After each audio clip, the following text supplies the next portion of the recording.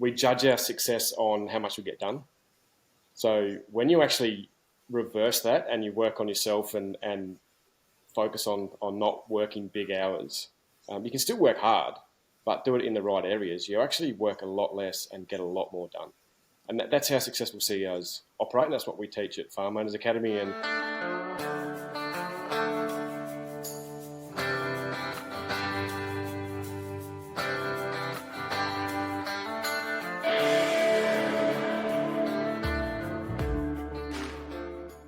welcome to the Profitable Farmer podcast, where we share stories and tips to help you run a better farming business and create your very own freedom farm. If you're looking to work smarter and not harder in your farm business, welcome. You're in the right place. G'day everyone, welcome to Profitable Farmer. I hope this finds you incredibly well and looking forward to a really positive season. About 4 weeks ago, we had our community together for one of our 3 times per year conferences with our Platinum Mastermind and alumni members. Over 500 individuals, all members of family farming teams, joining us in person on the Gold Coast and over 100 dialing in online. It was an incredible few days. It's always amazing to get our community together. But the theme for this deep dive was all about personal development, all about mindset. We call it Tune In. And pretty rare in our game in agriculture to come together and forget about our farms and forget about the technical elements of growing something and focus in on working on what we've got to do to be our best selves in business, in family, and in life. And just amazing to see that community lean into the learning, reflect deeply and open up to some constructs and some principles that can help us all play our best game in this journey that we're all on. It is amazing to have Tracy Seacombe, our head of wellbeing, with us, and David Westbrook, who many of you will know, one of our coaches, join us just to reflect on what was an amazing few days.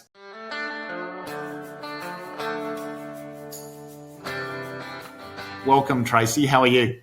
I'm great, thanks. Thanks for having us, Hutch. And g'day, Westy. How are you going, mate? good, Hutch. Thanks for having me, and g'day all the listeners. Thanks, Westy. So, Tracy, how do you reflect on what was an incredible 3 days with you and Robbo leading the conference? How do you reflect on having our community together and focusing in on Tune In? Well, I was just in my absolute element, and because I've been involved now for 8 years, it was just so fantastic to see how open people are to learning about mindset now. There's been a complete shift in that period of time where people were resistant to it, and potentially some people didn't come to those sessions. Everybody was there. Everybody was excited about it. And of course, we had new people there, as we often do, and this was their first deep dive. And they were all saying, oh my God, that was just the best way to start off our 3 years in Platinum Mastermind. The response was incredible, all the feedback and the vulnerability. You know, people were just so open to this information, which of course I love because I think it's really exciting. Tracy, what is it, if we reflect back 8 years, that do you think that has people not being open to a personal development journey? I think back when we first started, and Westy will know more than me because he was in that first group and I coached Westy and now he loves mindset. I think Westy was open to it because he had history in playing football, and I think you get coached in football and you learn a bit about it. But a lot of people just grew up with the idea that you don't talk about those things. You don't talk about your problems. You don't, talk about anything negative. You just, everything's okay, mate. And I personally grew up in a country town where mum always said, you don't talk about your problems, even though she was a nurse in the health industry. Once when I had postnatal depression and I went to her, she was like, no, you don't do anything about that. You'll get better. Like, just push it under the rug sort of attitude.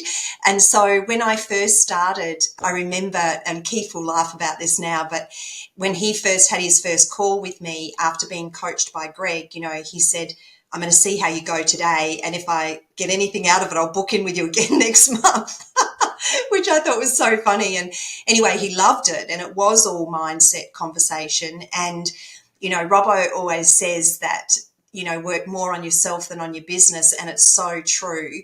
But I just think it's our conditioning that makes us think it's not important. And I think the reason for the change is a lot thanks to you, Hutch, and to Robbo for this podcast, because I think people are much more warmed up to this information before they join Platinum Mastermind, and they're aware of the mindset part of our program.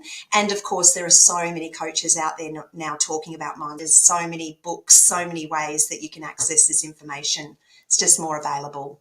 Thanks, Tracy. I often wonder if it's that we come as convicts from England, and there's that stiff upper lip and that old school mindset. Why is it that our prior generations pushed issues under the table and didn't talk about them? Do you have clarity on where that might have come from? In my opinion, I think it's the keeping up appearances. I think that people just pretend that everything's okay, even if it's not, because they're worried about what people will think. And I think that people used to think that if we have any sort of well-being or mental health issues, that it's some sign of weakness and that we should just be tough, And I think that we have such an opportunity to just get better and better, and we can't get better if we can't assess where we're really at. So if we're pretending everything's okay, how on earth can we get the support to actually improve? And the other thing that I find amazing is to talk to really successful people, and they share their story about the challenges they've been through. I don't know one successful person who has just had a happy life from the beginning they were born all the way through and never had a challenge. And I think it's a part of life. And I think that if we celebrate our challenges, but we share them, then there is somebody in the group that has been there, done that, and has this fantastic wisdom to help you navigate through the challenge that you're going through. I agree, Tracy. I think life is meant to be a roller coaster of ups and downs, isn't it? And I feel like we can learn. I know I've learned more about myself and about how to be resilient and be a better person in the tough times than in the good times. So if we suppress and don't acknowledge those hardships and don't move through them because we're worried about appearances, or we think we've got to put up that stiffer upper lip or whatever it is, I think we're just missing a huge opportunity to learn and grow as a human. Would you agree? Yeah, absolutely. In fact, there was a study done recently on longevity, and they were comparing the impact that stress had on people's lives with how long they live a healthy life. And the group that had very little stress actually didn't live as long as the people who had more stress, but they were able to manage the stress. So it's not like we want to live in a bubble and just avoid the stress. We're here to have those challenges so that we can grow through them. Thanks, Tracy. Westy, how did you reflect on our 3 days at the Tune In Deep Dive? I know it's probably the third one that you've been to over your 10 years with us. Firstly, as a Platinum Mastermind member, now as an alumni member, but also as a team member and coach. How was it for you this time? Yeah, mate, I think Tracy's summed it up pretty well. We just about finished the podcast there. I reckon she said it that well.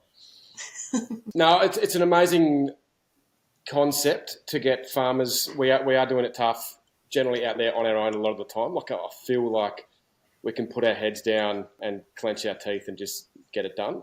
So to actually grab those farmers, bring them into a room, or for those ones that were online, and actually teach them these concepts and give them the tools to be able to have the awareness on a day-to-day level. I think it's an ongoing thing. It's not, you don't just learn this in 2 days and then you fix for the rest of your life. It's actually an ongoing thing. So you've got to be consistently working on yourself, which starts with the awareness, just going, okay, this is how I feel great, awesome, or I feel not so good. What can I do about it? Yeah, that 2 or 3 days, or the 2 days of workshopping, then finished with a bit of a retreat on the third day.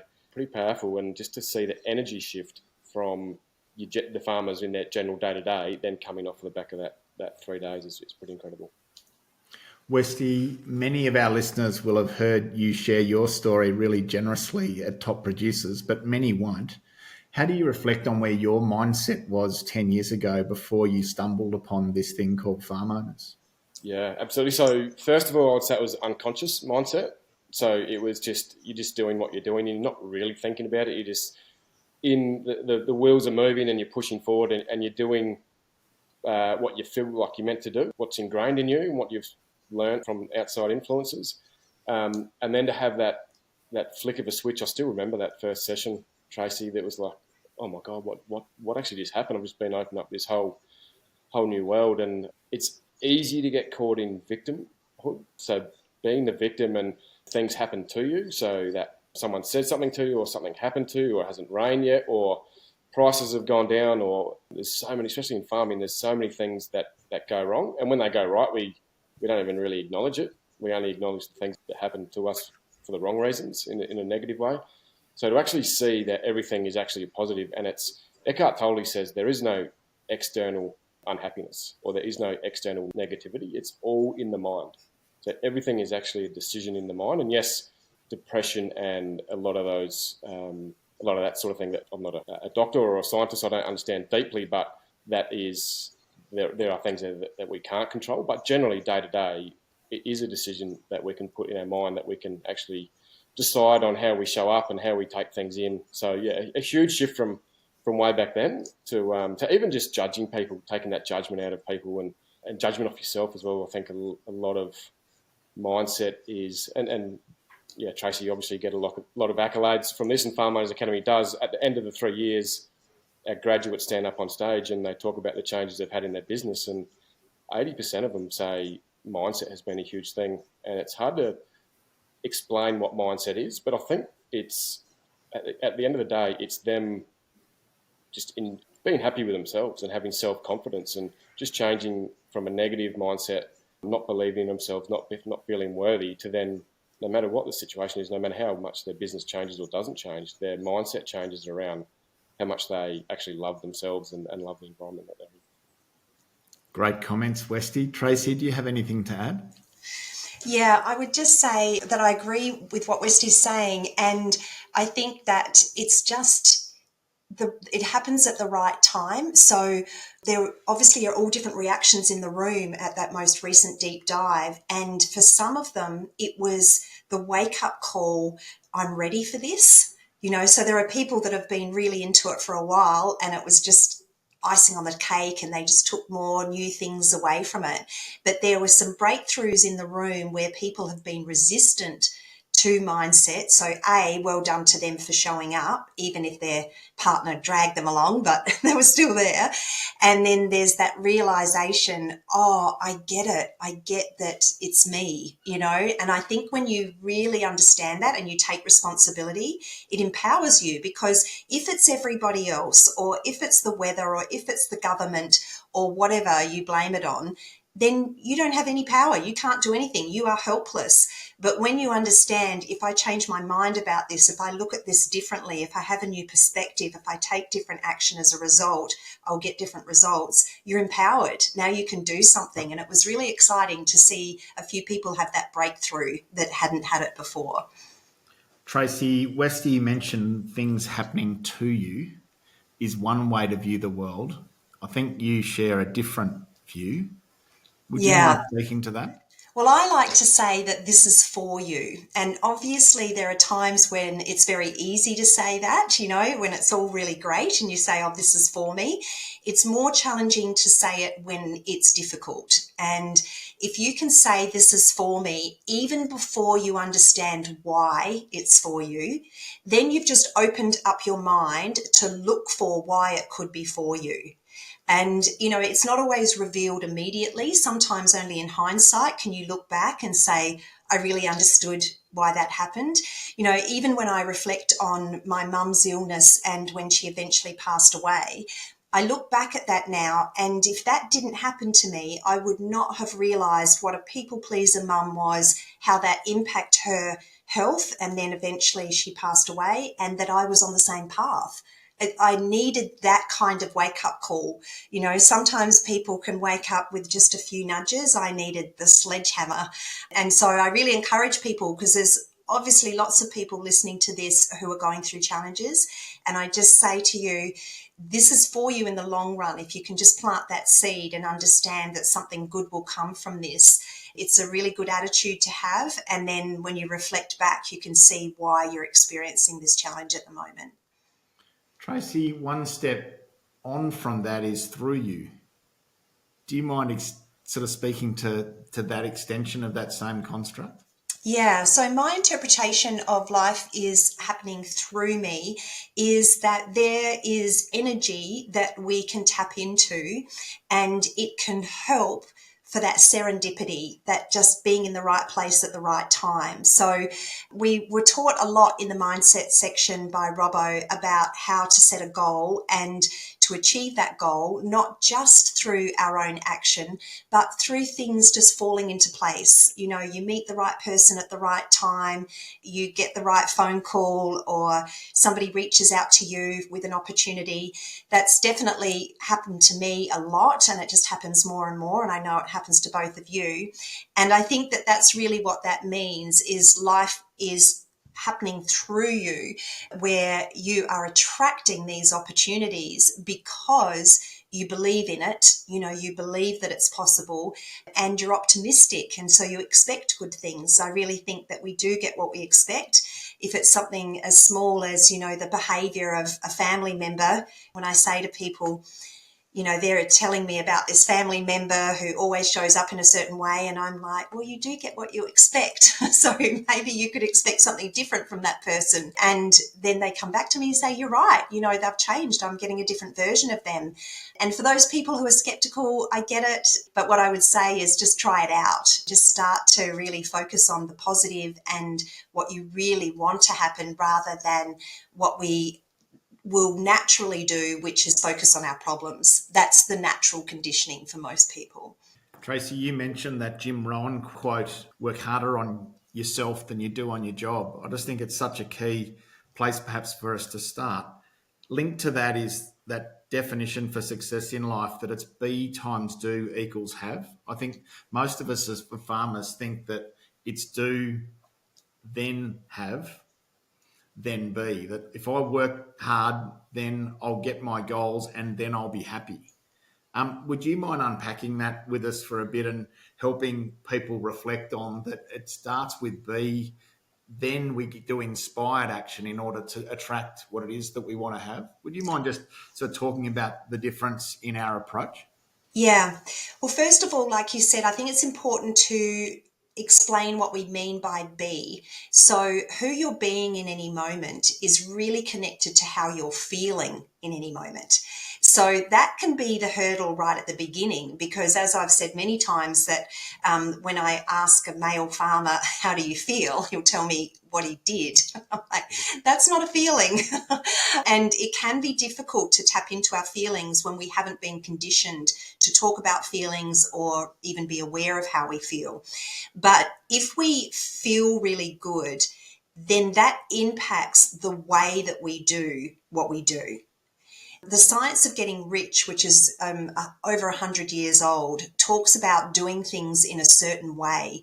So what it's sharing is the example of two businesses right next door to each other. They do exactly the same thing. They're in the same location. So it can't be what they're doing. It can't be location.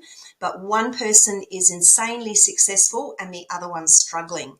And it's about that happy person that you walk into that business because you can't wait to feel that person's energy. You just love being around them. So they've got the customers flowing in because of who they are being in that business. And that inspires them to speak to the customers in a certain way. They are inspired with ideas of how to improve the way they do their work. And then they have the success that they want. So it's just really important to be able to get that first. But a lot of people have been trained to work so hard that they wake up in the morning, they don't even think about how they feel emotionally, and they just start working. And everyone's had the experience where you get out of bed and you think, oh, and then you stub your toe. And then the cat does a wee in the house, you know, like it's just one thing after another. But it equally can be one positive thing after another, depending on how you feel when you get up in the morning. Westy, can I throw to you? I seem to recall in your journey that it used to be work huge hours. If you weren't getting what you wanted, work harder. And then when you have an outcome, then you'll be happy. Did all that change for you when you sort of first went through this training? Yeah, it's really relevant, Hutch. I think we judge our success on how much we get done. So when you actually reverse that and you work on yourself and focus on not working big hours, You can still work hard, but do it in the right areas. You actually work a lot less and get a lot more done. And that's how successful CEOs operate. And that's what we teach at Farm Owners Academy. And been lucky enough to learn from a lot of international, really successful CEOs. Just Becky actually spent the last couple of days with the National Geographic CEO from LA.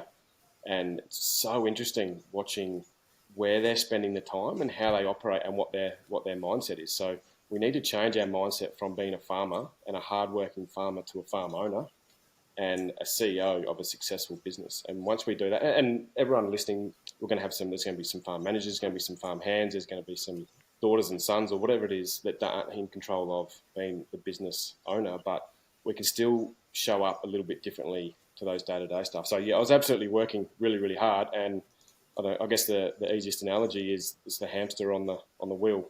You feel like you're going somewhere, but you're actually going nowhere. So with the right mindset, you actually get it planned. You start your day off to a good start, so you don't stub your toe when you get out of bed, and working on yourself. You walk out the door, you've got the right attitude, you've got a straightforward plan in front of you.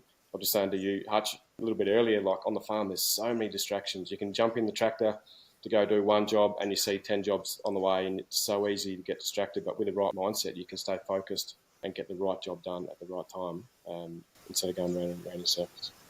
I think that's a great point, Westy. Farms are never-ending projects. I think there is always, as you say, there's always not just 3 jobs to do, there's always 30 jobs to do, isn't there? And we can be consumed by that. But in my view, the pursuit of that's unsustainable. If we're getting up at 6 and getting into it and we're not looking after ourselves or putting ourselves first, that might work for a while, but then burnout and fatigue becomes a real issue, doesn't it? So it's so important to put ourselves first and to put a morning ritual in place and to honour yourself and make sure that we are investing in our own development and our own mindset first before we go about that action. What does a good morning practice look like, Tracy? Do you mind just giving us a sense of what people might focus on before they launch their day? Well, I think that the first thing is to understand the purpose of a morning practice, and that is to raise the way you feel. So just to improve the way that you feel. The idea is to feel as good as you possibly can in the morning so that it sets your day up. So therefore, what you do to feel good is going to vary from person to person. It'll really depend on what you enjoy doing. If people are really unsure, what's pretty much guaranteed to help is exercise. There's a lot of science to show that when you physically move your body, you're going to push those endorphins around, and that's where I start most people. There's also research to show that walking first thing in the morning can be as effective as an antidepressant or an anti-anxiety medication. And so a lot of people that I'm working with, if they have some depression, even if they're on medication, I say keep taking it, but introduce this walk first thing in the morning as soon as you wake up. And also I think it's important to remember that we're in different seasons of our lives. So people that have very young children may not be able to do something first thing in the morning because their alarm clock is actually a baby waking up at maybe 5 a.m. So it's okay to do something later in the day. Apart from exercise, you can read out your vision statement. So you can set a goal by writing out a story about how you'd like your life to look in the future. You can read that. Reading it out loud is ideal, but if you're surrounded by people, you can just read it quietly. Journaling about what you're excited about for the day, what you're grateful for yesterday or grateful for still coming today. You can meditate. A lot of people who don't have any experience with meditating get very confused about it and think that meditation means you're going to stop thinking. So they sit there and think thoughts and think, I suck at this, and so then they stop. So I just want you to know that even people who have been meditating for years, it's normal to think. The idea of meditation is to focus, and so this is probably one of the problems that we're faced with in the year 2025, which is thanks to phones, our focus time has reduced. Like people watch very quick reels and videos and they want a quick dopamine hit. And so we don't focus on anything for very long. And so meditation can really help you focus by just focusing on your breath. You can be visual and focus on the flame of a candle, or you can listen to a guided meditation and focus on the music or on the words that somebody is saying. And that will make you more focused during the day as well. Westy, what's your recommendation around a morning practice to help people launch their day? Yeah, I think something really important Tracy said is it varies for every person. So mine actually varies for me differently all the time. I've had times where it's been really, really complex. Like I've had it down to the minute basically, and I have all scheduled out and I follow that itinerary. But at the moment, it's very, very simple. It's either get up and have a swim at Stokes Bay at our beach here. Most farmers don't have a beach. We live on an island, so we've got a few around us. Or go to the gym. So I think a couple of the basic things that I recommend. So I've been speaking to a few people that have been doing a little bit tough lately, and getting back to the basics is the key. So if you haven't done any of this before and it's new to you, then it's just, we want to try and conquer Rome in a day, build Rome in a day. So we think we watch these social media clips or listen to podcasts and we get all this scientific stuff and get all this thing. There's millions of things that we could be doing to perfect our health and our mindset. But I think it's really important to just get it back to basics. And that's what I'm doing at the moment. I'm just sort of just going with the flow of life at the moment. That's where I feel content. So I'm just sort of seeing where I feel, where I want to go. So my morning routine's all over the place, but it still is very structured and I'm still getting what I need to do. So strength is key for longevity and feeling good for me. I love swimming because swimming is a meditation in itself, and there's lots of different benefits of swimming. Just even go and have a chat with the guys down the beach. But one of the basics is actually a cold shower. If you're not going so well, or if you want to start somewhere, just turn your shower to freezing cold for 10 seconds at the end and get out, and then feel cold, grab a towel, warm yourself up, whatever it is, but don't go back into hot, and then extend it. Go to 20 seconds, 30 seconds, whatever. I've just got an old freezer that I've just turned into an ice bath. And if I have a big day or feel a little bit stressed or something, bang, I can jump in there and it's a bit of a reset for me, and love it. So that between that, nutrition and planning. So exercise, nutrition and planning. There's lots of different complexities inside of all of that, but that's probably the basics for me. Thanks, Westy. So the Resilience Project podcast talks about the importance of gratitude a lot and finding appreciation in the moment for what we have, and finding 5 or 10 things to feel into, to find gratitude for, even in hardship. Tracy, you mentioned improving the way you feel being the key to a morning ritual. How important is it, even in the heat of battle when we're going through adversity, and a lot of farmers are at the moment, to tap into that construct of appreciation and gratitude? Yeah, that's a great reminder. That's probably one of the most important things to include in your morning routine or evening routine, or whenever it suits you, is to remember to be grateful. For me, it's become a state of being. Like, I'm just consistently feeling grateful for my life. And, just tiny little things like when I drive into my driveway, in my head, I look at my home, because this is our dream home. I visualized this home for 10 years before we built it. I used to pretend that I was sleeping in my new bedroom with the balcony when I wasn't. I was sleeping in a bedroom with some funny old wallpaper on it. And every time I drive into the driveway or I come back from the beach and walk up towards my front door, I go, wow, in my head, look at my house, like I'm seeing it for the first time.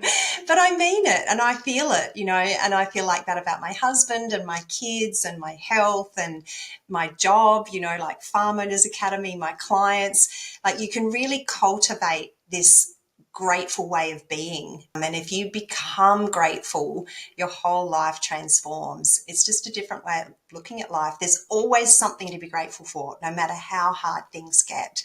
When Mum was dying, I was just grateful that I had such a great mum. Like, I could have been sitting there with a mum dying who wasn't a great mum. She was a great mum, and I had 4 siblings that we could all get together with, and go through it together. So there's just always something to look for, to be grateful for.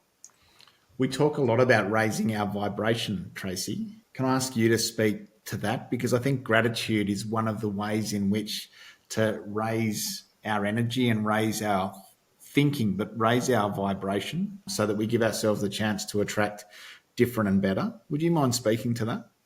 Yeah, I think that if you're not familiar with the word vibration and you just think of it in terms of physics, everything's vibrating. Everything is vibrating. If you get a microscope out and look at anything at all, you'll see that it's moving, and that includes the cells in our body. And so it's been shown that the emotion that you feel affects the speed of the vibration of your cells. So you'll know yourself if you've ever been depressed or been sick, for example, and you're just feeling really terrible, you'll feel lethargic, like you've got no energy. For those of you in burnout, you'll know what this feels like, and you have no energy and you feel down. Whereas if you're excited and enthusiastic and feeling really, really good about something, you're energized. And if you think about the brain cells and where ideas come from, it's like you're pouring fuel into the brain. So it actually has the energy it needs to come up with the solution to whatever it is that you're facing at the moment. While you feel defeated and lethargic, you're nowhere near the energy that you need to be able to get that feeling. Having said that, I want to justify those people who are feeling really low that you're not going to jump to gratitude from when you're feeling low. So don't beat yourself up about that. You just want to look for relief. So what could you do to just feel a little bit better than you do now and gradually climb your way up there? Look towards optimism. And then when you've been feeling better consistently for a little while, it'll be easier for you to grab for gratitude because you can't fake it. You can't just say, oh, I'm thankful for this, I'm thankful for that. Like it doesn't work that way. You have to really feel it. Westy, have you got anything to add there, mate, around raising your vibration? Yeah, well, it's the same as that victim versus victor mindset, and it's just the awareness of it and understanding where you are. It's interesting, I was feeding some sheep before and listening to the radio. There's so much talk in South Australia anyway about the drought.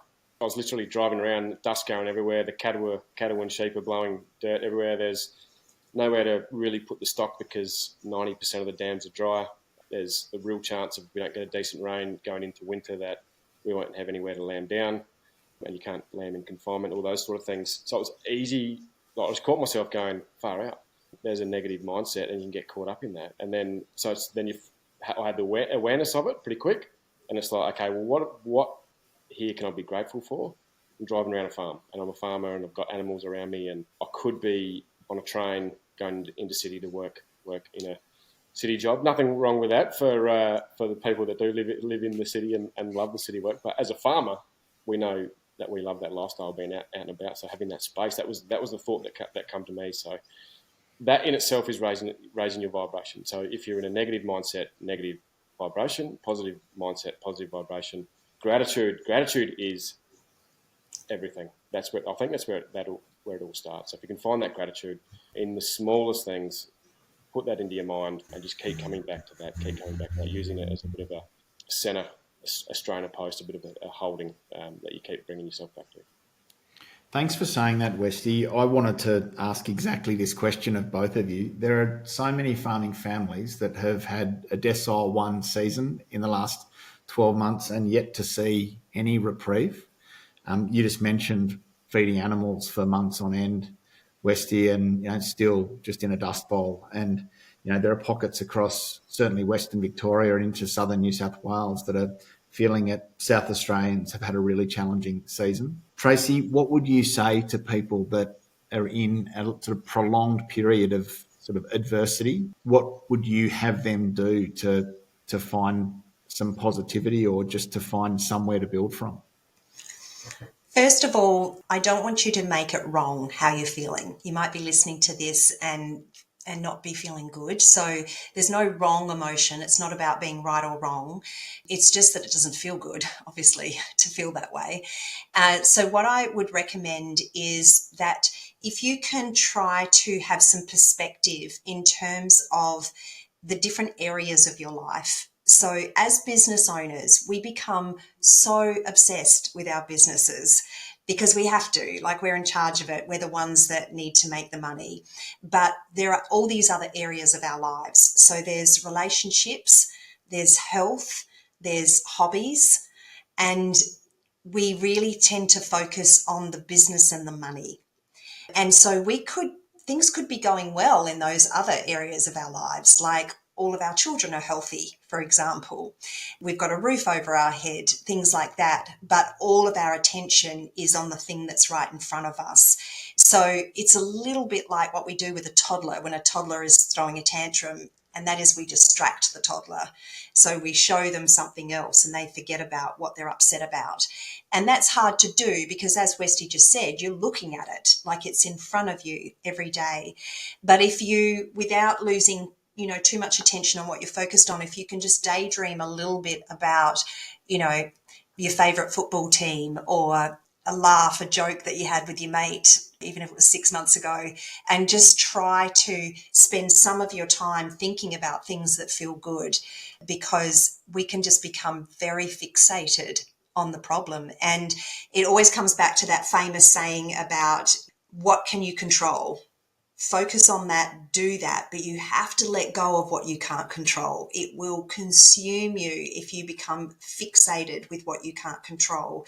In our coaching meeting this morning, when we were reviewing all of our members, one of the coaches said that she was telling her husband to get that weather app off his desktop. Like he's just become consumed by it, and it's not always right, and we can make ourselves anxious if we're focusing on the wrong things. So I think you just need to try to maintain some stability and ride through this, and think big picture. Like, it feels long, but in a lifetime of hopefully 85 years plus, at the 1 year mark maybe, it's still a small drop in the ocean compared to your lifetime. Great comment, Tracy. Thank you. Westy, what's your tip for people navigating real hardship? There's a couple of things here. I think, like Tracy said, it is real. Like, only recently I was feeling really crappy, and it's okay. There's a few things lined up, and to acknowledge it and not try and fight it, but just accept it. Accept feeling a little bit off or very off, and go, okay, what do I need to do? Do I need to stay in bed for 5 days? Maybe there's nothing wrong with that. Do I need to cry it out and go and chat with someone? Do I need to go see my GP? Absolutely, there's nothing wrong with that. I think the next step from there is getting back to basics. So when I played Aussie rules footy, there was a rule in our team that if you had 2 goals kicked on you in a row, it's lockdown. So nothing else matters. Forget about your attacking game plan. Just man on man, shut them down. Don't let them get a 3rd goal. And what that is, the same concept personally, is just get the basics right. Have that little 10-second cold shower. Make that green smoothie, or drink an extra bit of water, or go to the gym, go for that walk in the morning, whatever those basics might be, just gratitude. So getting back to basics. Tracy, the other thing that is interesting that I think we struggle with is we set expectations. So as a farmer, we might be in a drought or in a flood, or the banks might be knocking, might be financially in a really bad position. And I've had this conversation with a lot of farmers that life almost depends on it. And the reality is, you're asking the question, okay, well, if the bank sells you up, what does your life look like? You're probably going to walk away with potentially $5, $10, $50 million. So the money side of it isn't actually the issue. It's the expectation of what we expect our lives should look like. So how do we, maybe a question for both of you, how do we unpack that? Because, I don't know, even as an Olympic athlete, if you go to the Olympics to win because you think you're going to win gold, and you train for 4 years to win gold and you win bronze, and you're absolutely devastated. But if I went to the Olympics and won a bronze, it'd be ridiculous. Yeah, different perspective.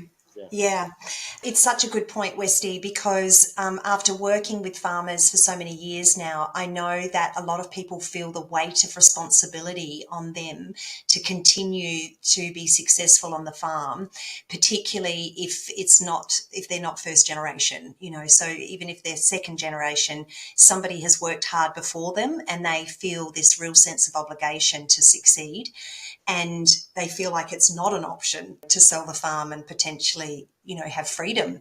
And it's just really shifting your focus from the outcome to the journey, and doing it for that reason. Because if we do everything for the outcome, we're setting ourselves up to win sometimes and not win sometimes. Whereas if we choose to do things because we love doing it, then we embrace every part of it. You know, I love what I do, and I have a lot of one-on-one calls with people who are struggling, and I'm supporting them and helping them feel better. So if I started to think, well, if they're too unhappy, I don't want to talk to them. Or if they don't get happy while I'm on the call, then I am a loser.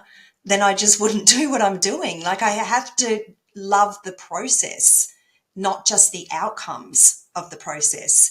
And I think you can apply that to everything, including farming. So get your hands dirty, roll up your sleeves and go, okay, we've got a challenge on our hands and let's enjoy this process because it won't last forever.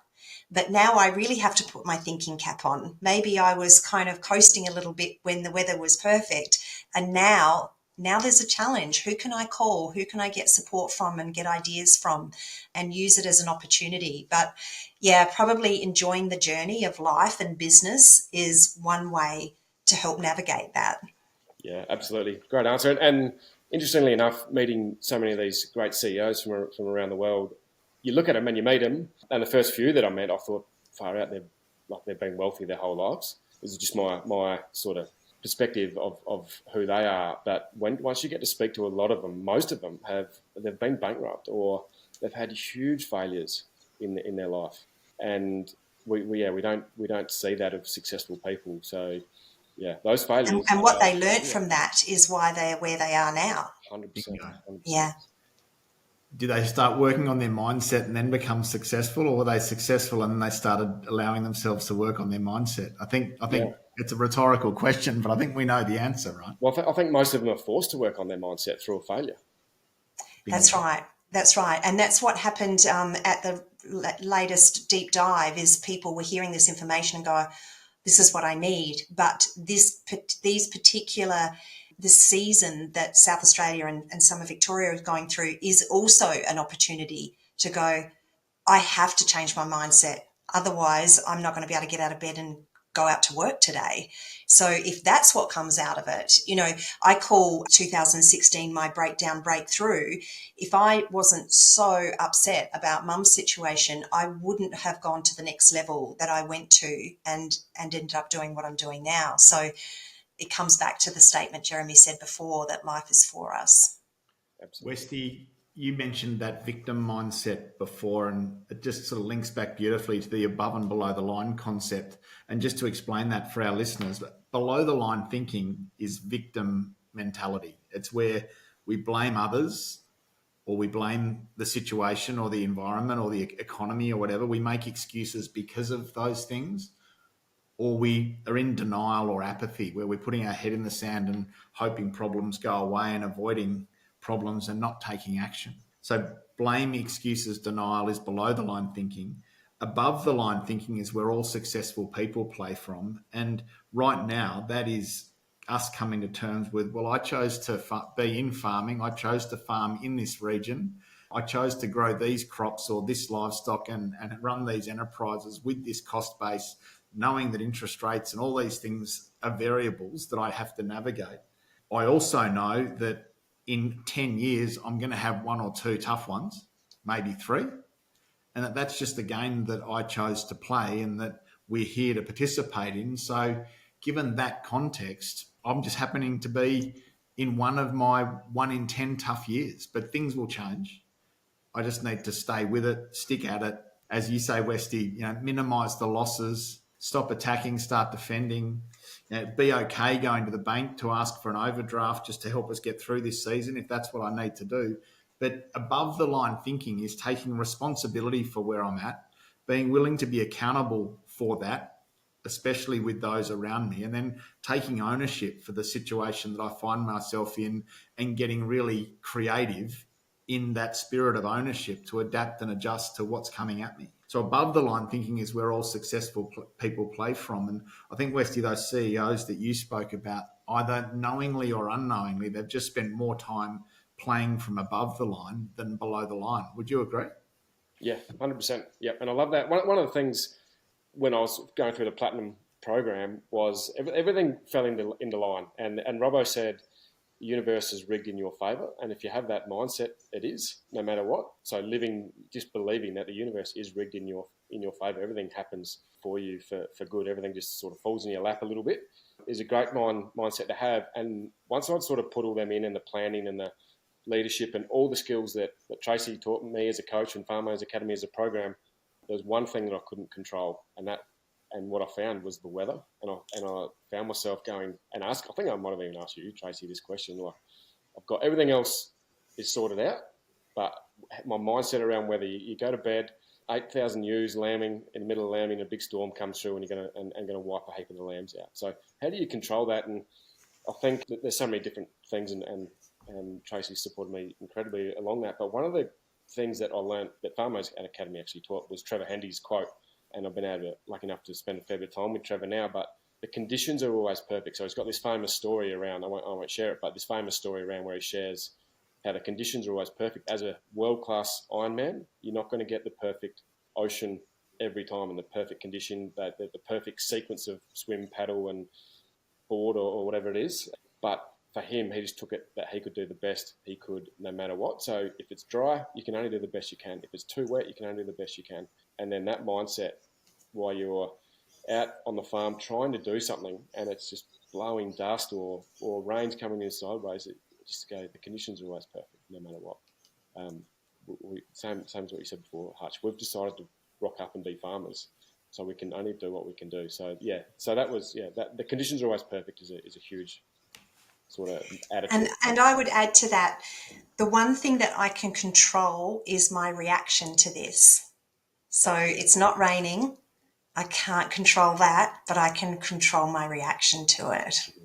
And then the only other thing that I'd add there is give yourself permission to put yourself first. So if you are feeding animals from 7:30 in the morning until 10:30, and you can once or twice a week disappear off farm for a hit of tennis with friends, or once a week go and play golf and have a counter meal with some friends, whatever it is, give yourself permission to change your environment and surround yourself in people that energize you or activities that energize you, so that you are playing the long game and achieving a sense of balance to help you navigate what is real adversity.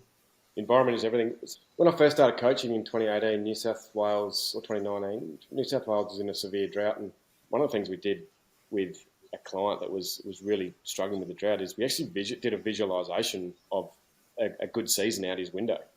So imagine it was raining and everything was green, and all it did was sort of kind of change his environment mentally a little bit and realise that it will change and it will rain again and whatnot. So mentally there's one part of doing it, but also just like you said, Hutch, just changing who we are spending our time with. If we're in a negative environment, change that negative environment and go on a holiday or whatever it needs to be. If you can claim a break, perfect. I'm driving around at the moment. We're in a really tight year, but I'm just fascinated by how quickly our country responds when you do get rain. So I'm driving around just remembering last year when we did get a bit of a break and just how incredibly quickly our place recovered. There's just different perspectives, isn't there? Yeah, if we didn't have drought, we wouldn't appreciate the rain. If it rained easily and everything was easy, we need the contrast in life to be able to appreciate the good things. Good comment, Westy. So Tracy, when we reflect back at our deep dive 4 weeks ago, what are the one or two key reflections that you have from that time with our members?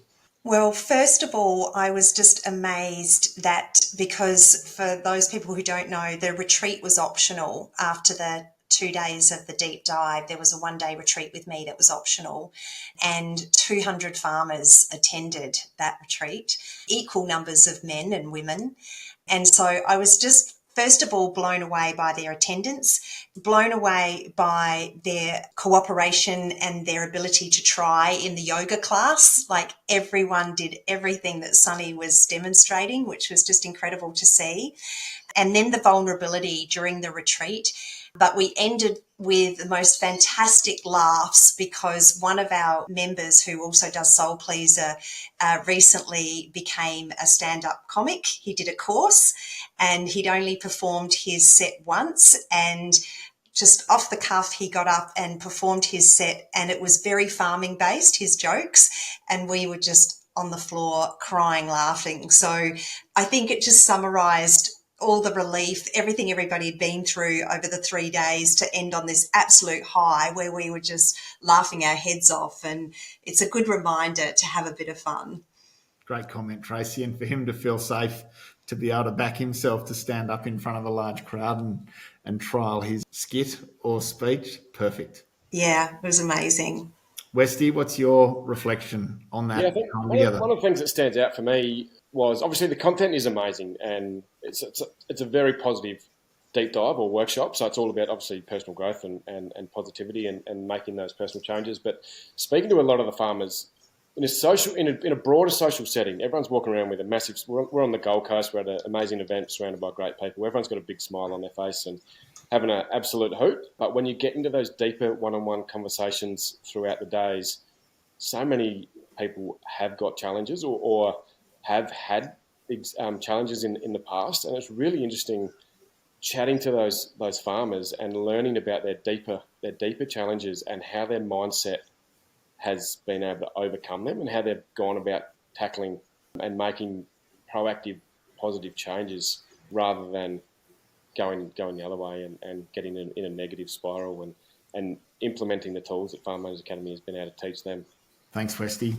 Hey, one of the things I just wanted to share as a tip for our listeners, I might get each of you to speak to this, is just the power of a desire statement. And so for those of you who want to make a start and do some journaling or some writing around this and start the process, one of the things we got all of our members to do at this deep dive was firstly a contrasting exercise where you pick a part of your life, and it could be fitness or money, or it could be the farm or whatever, and you can write down all the things you don't want or you don't like about your current reality relating to that theme.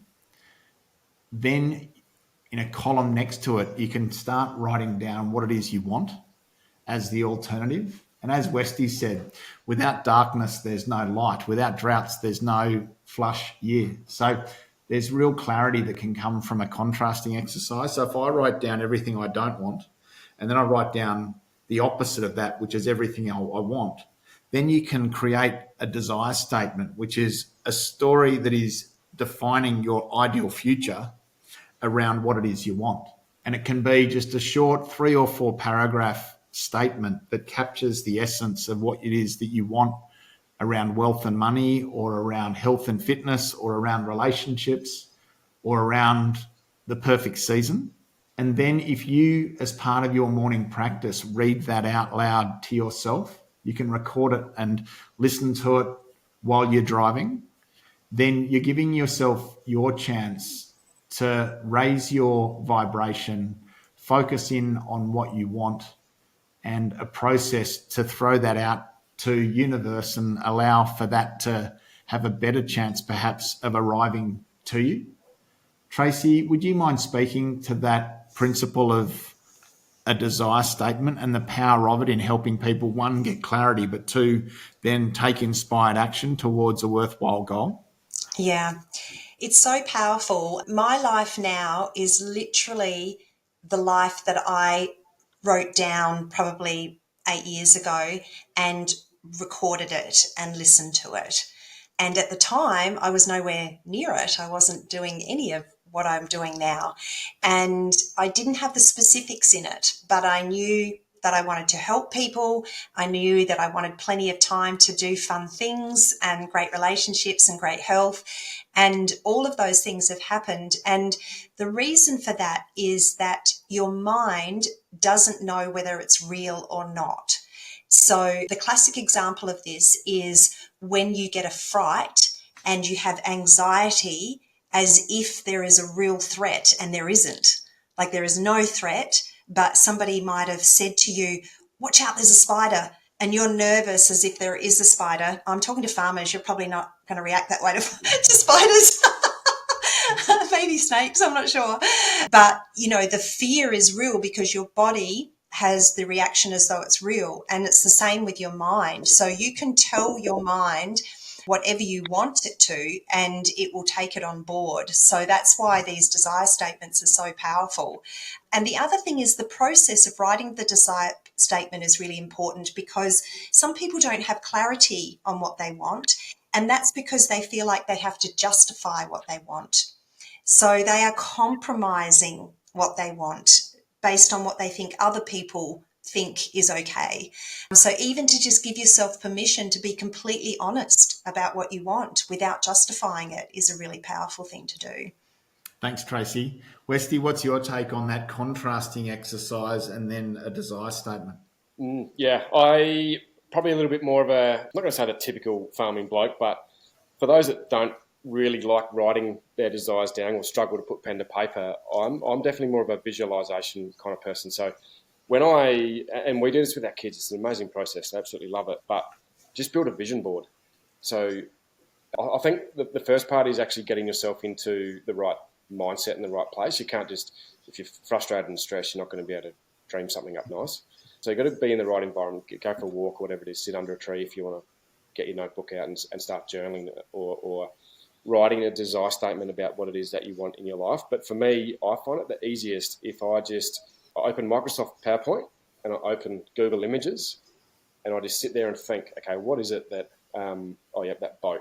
And then I might just Google different boats for 5 or 10 minutes till I find one that I love, and I'll just drop and drag it into Microsoft PowerPoint, and then campfire, sitting around a campfire with friends, might be some cattle or sheep walking through long grass, might be a surfing holiday. I just grab out of my mind into Google Images and drop that onto a PowerPoint, automatic design, and then print that off, and then that goes on my office wall. And I'll probably do that every 3 or 4 months, just upgrade my vision board a little bit. And like Tracy said, once you set your desires, it's amazing how your life or the universe configures a way to make that happen.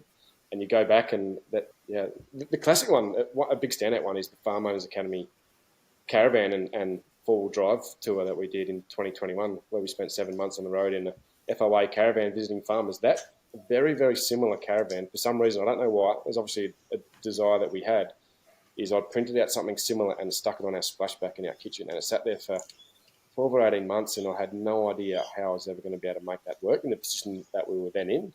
And then, bang, that opportunity just conspired, and we're able to do that. So the power of a vision board, whether it's nutrition, good food and health, or exercise, whatever it is, you can find it on Google Images, get it out of your mind, on the Google Images onto the vision board. It's a great example. It's so important. A lot of us are very clear on what we don't want, but we haven't spent enough time defining what it is we want. So that is a cracking process to do it. And Westy, absolutely, a vision board is sort of equally as powerful as a desire statement. So thank you for that. One more question for each of you, and then I've got one more formality. In the top producer model that we teach, there's 9 levels, and there's a set path to growing a successful business and creating a freedom farm. The foundational layer is mindset, and it is tune in. I guess my question to you both, Tracy, why is mindset the foundational first model, in your opinion? So if you don't tune in and know where you're going, then you can't set up the navigation towards where you're going. So if you have lots of blocks around what you deserve, for example, or why you're doing what you're doing, like we said before, proving yourself, if you don't let go of those things, you won't honestly know what you truly want. A lot of the time when I ask people who are just starting out, what do you want? They don't even know. And so getting to know yourself and know who you really are without all of the conditioning that you've had and what you perceive as expectations put on you, when you let that go and discover what really you love, then you can set a goal that inspires you and you can take the steps towards it. So you've got to take that first step. Thanks, Tracy. Westy, why is mindset and tune in the foundational piece? Yeah, I think for some reason history has led us to think that success is external, our external lives, our bank account and our farms, etc. But it's internal. Success is actually internal. It's how you feel and how you show up to yourself every day and the people around you. So that tune in part is all about that inner success. Thanks, Westy. Great place to finish.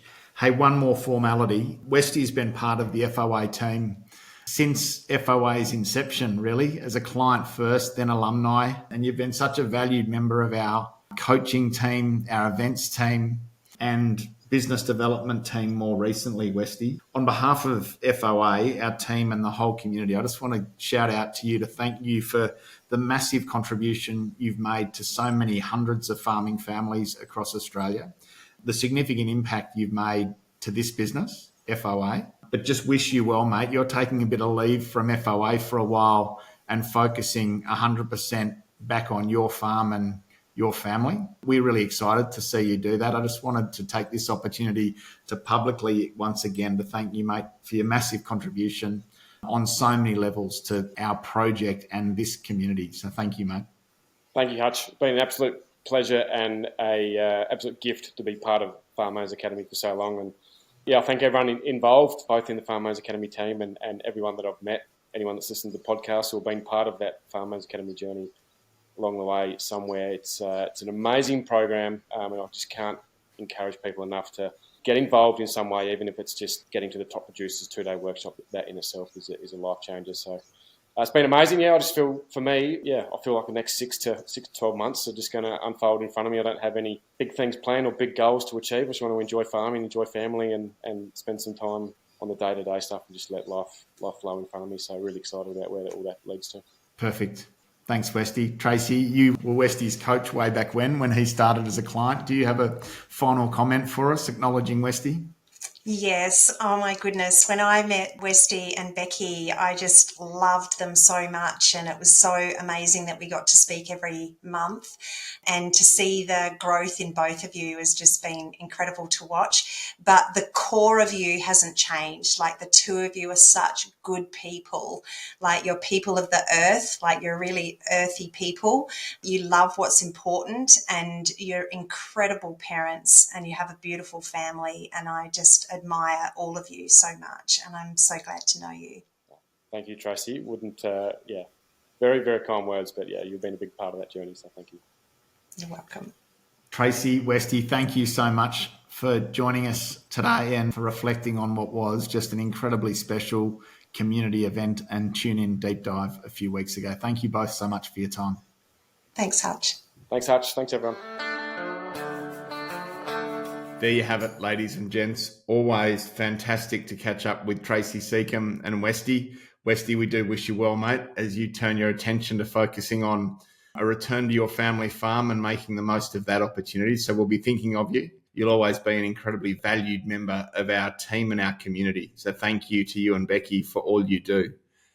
And wonderful to reflect on the impact and the strength of our tune-in deep dive, to all of our Platinum Mastermind and alumni members who are tracking with us over the 3-year journey and beyond. And for those of you that joined our tune-in deep dive to focus in on the entrepreneur mindset and personal development, and to put your farms aside and your businesses aside and even your families aside and just focus intently on how you can be on your A game and be your best self. I think you'll agree with me that it was an amazing few days and such an important topic. Tracy said it well at the start of this conversation, that we would need to work harder on ourselves than we do on our businesses. And success starts with the 4 inches of real estate between our ears. And so taking control of our thoughts, busting through limiting beliefs, removing fears and doubts, getting clarity on the direction that you want to go in, and then leaning in to some of the powers of the universe, really, that can help you have that come back to you if you take inspired action with courage and commitment, can be the key to success. Westy talks about the CEOs that he's met who've achieved at high levels, and I think about the people that I've been lucky enough to meet on my journey who have achieved real success and significance in their careers. And I would say that all of them are above the line thinkers. All of them work intently on themselves, and all of them work hard on ensuring that their mindset is first class and high quality, so that they go about things in a really positive and constructive and powerful way. Good enough for them, good enough for us. I hope you enjoyed that session.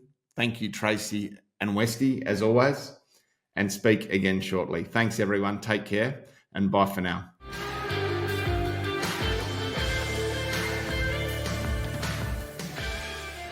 Thanks for listening to another episode of the Profitable Farmer podcast by Farm Owners Academy. If you're new to this show, be sure to follow us. If you've been a long-time listener, let your friends know about us or come continue the conversation in the Profitable Farmer Facebook group. All the best as you grow your business and create your freedom farm. Until next time, keep being incredible.